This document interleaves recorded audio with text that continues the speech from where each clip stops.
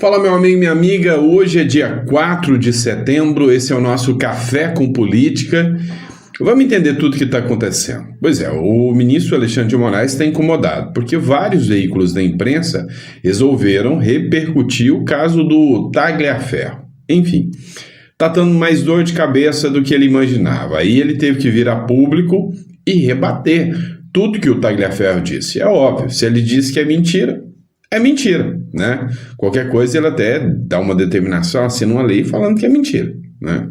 Basta a palavra dele. O negócio é que a imprensa dessa vez não está só acreditando na palavra dele, não.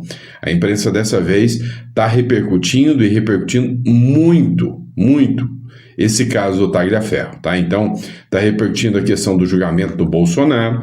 Mas vamos lá, vamos acompanhar tudo isso que a gente tem bastante informação para a gente estar acompanhando aqui com vocês, tá bom? Bora para cima, sejam muito bem-vindos, não esqueçam de se inscrever, curtir e compartilhar.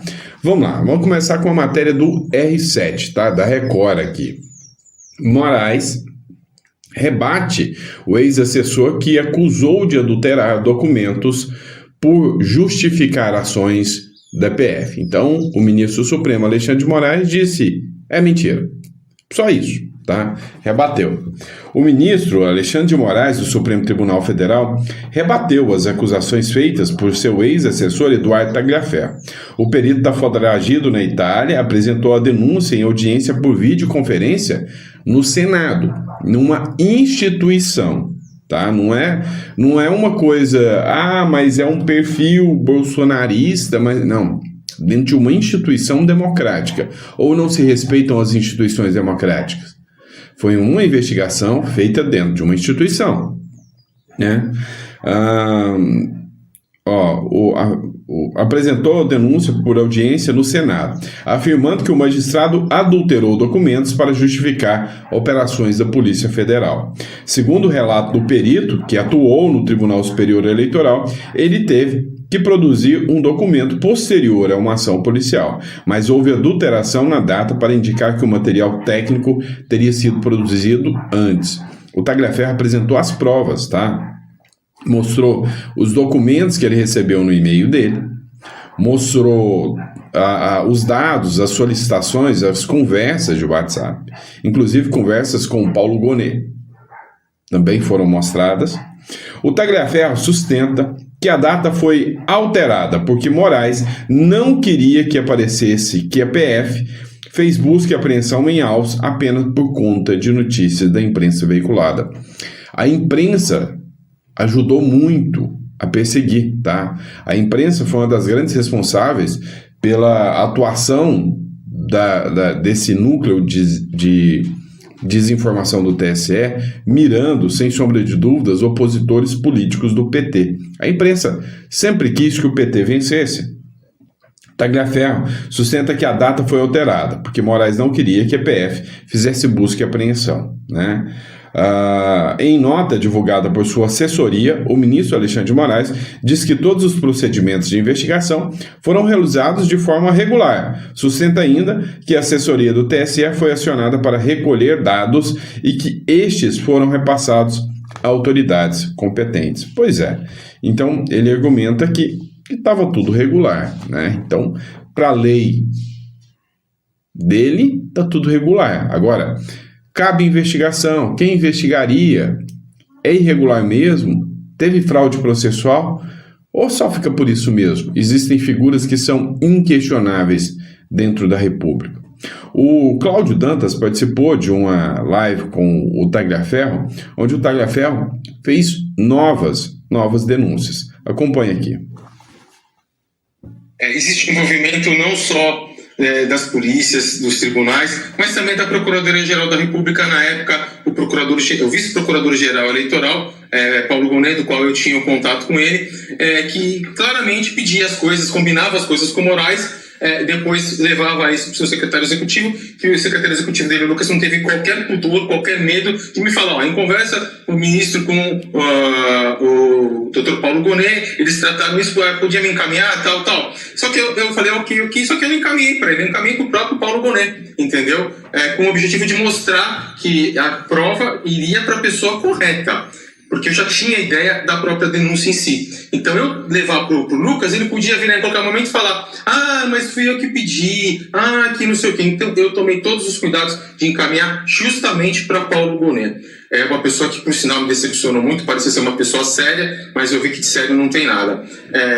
Eles tratam entre eles tudo o que vai ser definido. O processo, como eu falei, ele não começa de uma forma tradicional, como a que eu aprendi, e acredito que todos que estudaram direito aprenderam, que é lá numa denúncia, é lá na polícia, é lá no Ministério Público. Não, no caso de Moraes, ele já começa no final, ele já começa com uma condenação, e Moraes faz com que essa condenação já programada por ele vire um processo criminal, até chegar nesse ponto de ele só poder canetar. Então não existe um julgamento digno, não existe um julgamento correto e imparcial. E eu não estou falando de lado político não, porque eu não tenho lado nem A e nem B, eu estou falando do sistema judiciário. Isso não aconteceu só como está acontecendo no caso de Jair Messias do Bolsonaro. Aconteceu em outros casos, em todos aqueles que foram perseguidos por Alexandre de Moraes, sejam essas pessoas de direita, sejam essas pessoas de centro, ou pessoas que simplesmente falaram contra o Supremo Tribunal Federal, ou em especial contra Alexandre de Moraes. Ele não suporta que fale contra ele e as eleições. Então isso era um processo comum, tradicional, definido por ele. Então não tem como a gente acreditar que todos os processos que estão em seu gabinete são processos justos. São processos totalmente parciais. Existe um envolvimento não só Pois é, olha, acerca desses processos, inclusive está rolando o processo aí contra o Bolsonaro, a tal trama do golpe está hoje a todo vapor, né, circulando. Olha, é um absurdo o que está acontecendo. Eu vou trazer aqui um vídeo do Paulo Figueiredo, onde ele diz que, com base nesse processo do Bolsonaro, vai piorar e vai piorar muito. Ontem eu vi uma entrevista, cara, chega a ser imbecil, de um tal de Guga Noblar, vocês sabem quem é, perguntando, né, rebatendo, discutindo com os argumentos mais imbecis do mundo, o advogado do general Augusto Heleno, né? Cara, assim, os argumentos são tão esdrúxulos, são tão, sabe, fracos. Mas tiveram uma reunião. O Augusto Heleno teve uma reunião e na reunião ele falou em virar a mesa. O cara, mas e aí? Então, como assim fala em virar a mesa antes da eleição? Mas ô imbecil, é antes da eleição. Depois da eleição, aí sim poderiam falar de golpe. Mas os caras falam, não, vamos virar essa mesa aí. O resultado eleitoral tá vindo aí, tá arriscado, vamos virar a mesa. Beleza, vamos virar a mesa, vamos virar o jogo, vamos conseguir votos. Mas aí os caras criam uma narrativa para justificar um golpe. Mas a reunião quis dizer que ele começou os atos executórios. Tá. Deixa eu te contar. Há pouco tempo atrás, teve um caso, né, de um procurador da República. Me fugiu o nome dele agora, tá? Procurador-Geral da República, que ele pegou uma arma, enfiou na cintura, entrou dentro do Supremo Tribunal Federal, e dentro do Supremo Tribunal Federal ele desistiu, ele não puxou a arma. Tá, vou até pegar o nome dele aqui, que me fugiu o nome aqui, gente, me deu um branco. Ele simplesmente chegou lá, entrou armado dentro do STF, Janot, né? O Janot. Ele entrou armado dentro do STF para matar o Gilmar Mendes e desistiu de puxar o gatilho. Foi embora. Foi preso, incriminado, alguma coisa assim. Ele confessou isso, depois falou, não, ele fez um livro e falou, não, eu entrei armado para matar o Gilmar Mendes. Se o cara saiu de casa, comprou a arma, preparou a arma, municiou a arma, entrou no seu carro, foi até o STF, chegando lá no STF e falou, não vale a pena. E foi embora. O Janot não começou os atos executórios. Ele ficou tudo no plano da cogitação. Agora, um cara pode comprar uma arma, ir até o STF, ficar com a arma perto do ministro que ele queria acabar e ir embora. Não começou os atos executórios. Agora, o cara participa de uma reunião ministerial, fala em virar a mesa e ele começou os atos executórios de um golpe de Estado. Uma ação que exige violência e grave ameaça, que nunca aconteceu. Tentam ligar o 8 de janeiro a isso. Mas deu para você ver como que esses caras constroem narrativas? O velho Olavo já dizia, ou você os prende pelo que eles cometeram, ou eles vão te prender pelo que você não cometeu. Quem aí tem dúvida que eles estão inventando um monte de crime? Um crime que não convence ninguém. Mas olha, vai ter reação. Dá uma olhada aqui. O Paulo Figueiredo fez um vídeo. Nesse vídeo, ele falou, o Partido Novo publicou. Deu ruim. A situação de Moraes vai piorar, afirma Paulo Figueiredo, publicação do Partido Novo. Estou compartilhando com vocês informações de inteligência que eu recebi, que eu fui autorizado a começar a divulgar e os jornais em breve começarão a pesquisar. Reels aí para você, Bruno. Procurem o que é o Instituto Lex de Assuntos Jurídicos. Sim, eu sei que é muito irônico. E um instituto de um cara que é um vilão e que tem a cara do Lex Luthor, inclusive a careca se chama Instituto Lex. Eu sei. Eu tenho vários suplementos aqui na minha estante. Mas vocês procurem. É um instituto que foi fundado pelo Alexandre de Moraes e a Viviane Barsi de Moraes nos anos 2000, em que o Alexandre, quando vira ministro do STF, sai desse instituto. E você tem dentro dele hoje a Viviane, a Gabriela, a Juliana e o Alexandre Barsi de Moraes, que é o Alexandre Júnior, que é o filho do Alexandre. Esses são os donos desse Instituto Lex. Procurem na internet a página dele. Não existe. Procurem no Instagram a última postagem feita por eles, em 2017. Aí você vai ver que todo o patrimônio do Alexandre e da Viviane estão nesse instituto. E eu estou falando todo o patrimônio. O Alexandre de Moraes é multimilionário. Do tipo, o apartamento de 25 milhões que ele vive, que pelo menos é a residência oficial, é a residência declarada dele, né? Porque ele também vive em Brasília, né? De 25 milhões de reais, eu não vou nem dizer o nome do prédio aqui, mas é no Jardim Europa, é do Instituto. Sabe onde é a sede do Instituto? A sede do Instituto é onde era Alexandre de Moraes Advogados, que hoje é Barsi de Moraes Advogados. O Instituto e o escritório da Viviane compartilham a mesma sede. E tem mansão em Campos do Jordão, apartamento no Guarujá, os gringos já levantaram tudo. Adianta, eu pergunto a vocês, adianta sancionar outros indivíduos antes de pegar tudo isso e fazer o Alexandre sentir as consequências da Lei Magnitsky? Não. E é nisso que a gente está trabalhando. Porque para que essa lei tenha esse efeito dissuasivo, o que é o efeito dissuasivo? É o efeito que faz com que os outros vejam o que aconteceu e não queiram fazer igual. Então nós temos um desejo de que haja um efeito dissuasivo contra os demais cúmplices do sistema. O Alexandre precisa ser um exemplo do que acontece quando alguém é sancionado pela Lei Magnitsky. Então por isso que primeiro a gente tem que focar na plena e efetiva aplicação das sanções. E essa é a minha prioridade, é a prioridade do Eduardo nesse momento. Estou compartilhando com vocês informações. Você vê aqui, né, que hoje é uma batalha, né, um cerco se fechando.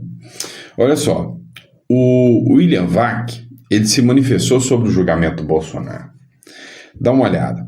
O julgamento de Bolsonaro fará os Estados Unidos tomarem medidas sufocantes contra o Brasil. É o que diz William Vac, confirmando o que acabou de dizer agora o Paulo Figueiredo. Nós vamos entrar numa espiral de sanções sem precedentes. Dá uma olhada. O julgamento de Jair Bolsonaro ainda não levou a Casa Branca a adotar mais medidas contra autoridades brasileiras e o próprio país. Ainda. Se vierem, é um cenário tido como altamente provável, medidas retaliatórias vão se somar e compor um cerco sufocante. Bancos brasileiros foram indagados pelas autoridades do Tesouro Americano se estão cumprindo a lei Magnitsky, aplicada até aqui apenas contra o ministro do Supremo Alexandre de Moraes. A indagação, por parte dos Estados Unidos, é praxe, quando há disposição da parte deles de sancionar bancos que continuem prestando serviços a pessoas sancionadas. A investigação aberta pelo representante do comércio americano por ordem da Casa Branca contra práticas brasileiras comerciais é bastante agressiva. Está sendo engordada essa investigação por uma série de empresas americanas de vários segmentos, entre eles competidores do agro, que enxergaram a oportunidade de ganhar vantagens às custas de empresas e exportadores brasileiros. E tomaram uma ducha de água gelada hoje.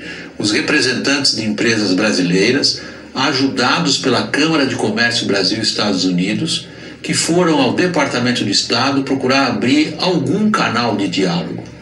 Receberam apenas cumprimentos formais e o recado de que a questão entre Brasil e Estados Unidos é totalmente política e que não adianta qualquer coisa que não passe diretamente por Trump. Como se sabe, Lula não acha que vale a pena sequer tentar falar com o presidente americano. O cenário é dos mais difíceis. Mesmo experientes negociadores internacionais, brasileiros e estrangeiros, confessam que nunca viram nada igual na relação entre os dois países. E a tendência é de pior. O julgamento de Jair Bolsonaro... Você acompanha o que o Maduro está fazendo? Acompanha? Você acha que o Lula é parecido com o Maduro? Ou não? Você acha que são pessoas totalmente diferentes?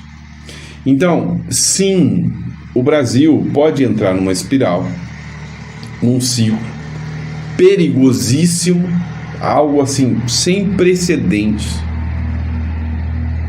E a gente pode escalar para algo nunca visto. Igual exatamente o que acontece com a Venezuela hoje. Olha o que está acontecendo com o vizinho, com a Venezuela. Navios de guerra lá parados, prontos para invadir o país, e um ditador sarcástico, fazendo o povo acreditar que eles vão lutar contra os Estados Unidos. Saiu um vídeo hoje, tá? Jovem é agredido, obrigado a se alistar na milícia de Maduro. É o mundo, tá? Que é a matéria aqui. En Venezuela dicen que no hay dictadura. Entonces, ¿qué es esto? Cuando el propio padre te hace esto. Ustedes díganme, ¿qué es esto? Esto no está así porque yo quise. Y esto, bueno, ustedes dirán. En Venezuela... Então, ele perguntou se na Venezuela existe um ditador, né? Porque ele obrigou, né, eles a se alistarem na milícia do Maduro. E se você não se alista na milícia, se apanha. Olha, eu já falei para vocês, não foi só uma vez não. Quando figuras ditatoriais assumem governos, o caos é inevitável. Eu falo que eu vi o vídeo das mães colocando os filhos dentro de contêineres para ir para a guerra da Rússia, pessoal lá da Ucrânia, jovens com sonhos, com faculdade, jovens que estavam estudando, de repente, por causa de imbecis que estão no governo, de repente entram numa guerra e os filhos têm que ir para morrer por causa desse governo inútil, de governantes estúpidos. Mas isso não é racional, minimamente racional. Vou te falar, não confie em governos e em estados. Isso é uma loucura, tá? Vamos lá, pessoal. Dá uma olhada aqui. Matéria do blog da Thalita Moema. Para evitar anistia a bolsonaristas e travar CPI do INSS, Lula libera 2,2 bilhões em emendas em um único dia. Gente, nós estamos falando do governo da época do mensalão. Então, o que vocês vão imaginar? O governo Lula liberou em apenas um único dia 2,2 bilhões. Não é não. Tá vendo por que eles cobram mais impostos? Em emendas PIX, em uma clara movimentação política para tentar conter duas pressões imediatas no Congresso: a discussão sobre a anistia a apoiadores de Jair Bolsonaro e a autorização para novas investigações pela CPMI do INSS. O valor correspondente a quase um terço do orçamento total previsto para esse tipo de repasse em 2025. e foi direcionado a 429 deputados e senadores numa tentativa de fortalecer a base de apoio do governo em votações decisivas. É o modus operandi do governo Lula, é a forma que eles sabem negociar, é a forma que eles sabem discutir. Ninguém gosta do governo ali dentro, né? É a forma que eles aprenderam, tá? PDT segue o PT e oficializa a saída do blocão do Mota. Cara, o Mota entendeu que não é fácil ser Lira, tá?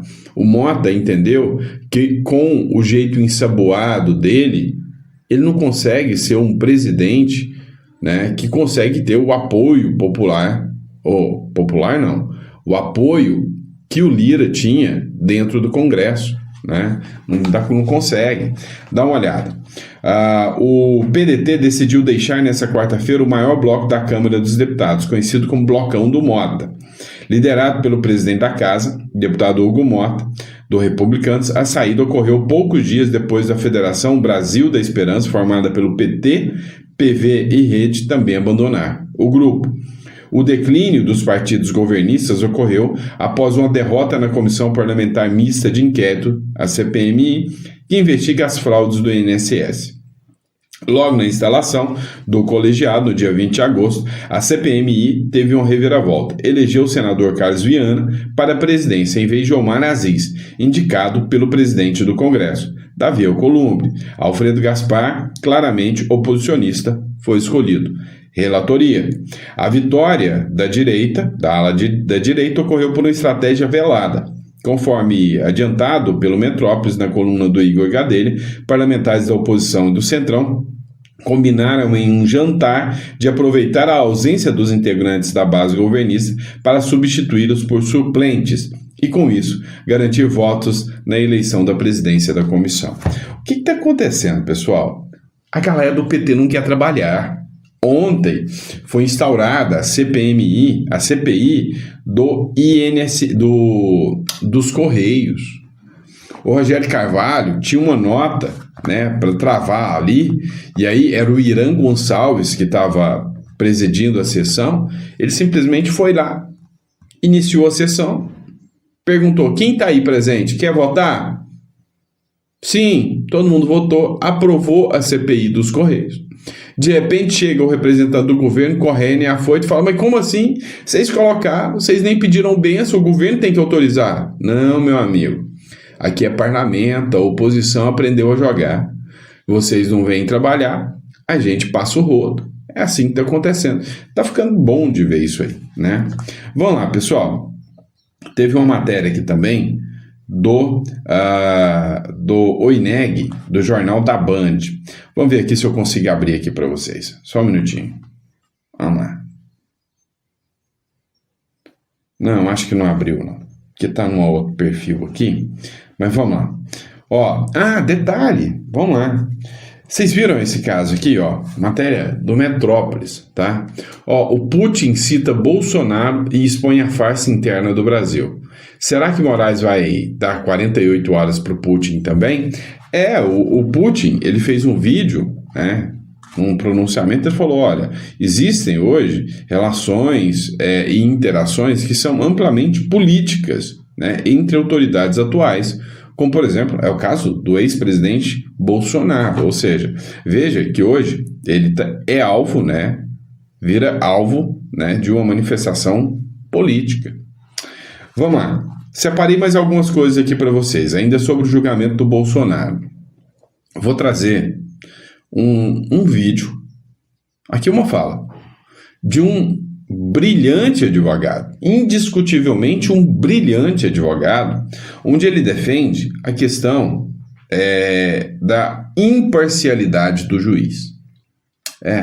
Inclusive, é uma sustentação oral que entrou, nem vai entrar, já entrou para a história e mostra o quanto é arriscado você ter juízes parciais julgando uma pessoa.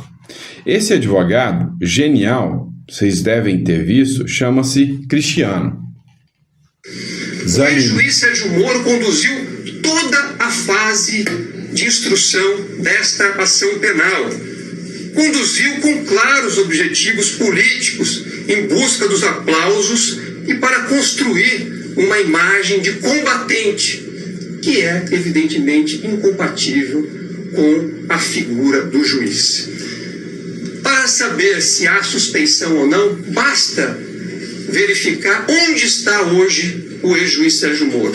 O ex-juiz Sérgio Moro assumiu um cargo político no governo eleito depois que o aqui apelante foi impedido de concorrer nas eleições presidenciais. Então, esse fato por si é suficiente para mostrar toda a atuação política, com o devido respeito, que norteou a condução deste processo. Quando se fala em suspeição, é preciso ter em mente a teoria da imparcialidade objetiva, segundo a qual a estética da imparcialidade é o que deve prevalecer. Se houver dúvida sobre a imparcialidade, há que se reconhecer a suspeição.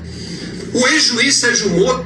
Então, esse aqui é o eminente advogado Cristiano Zanin, advogado do Lula, durante o julgamento, né, feito pelo Sérgio Moro. Então vem cá. O Cristiano Zanin disse o seguinte: olha, se no mínimo houver dúvidas acerca da parcialidade, já se deve declarar a parcialidade. Por quê?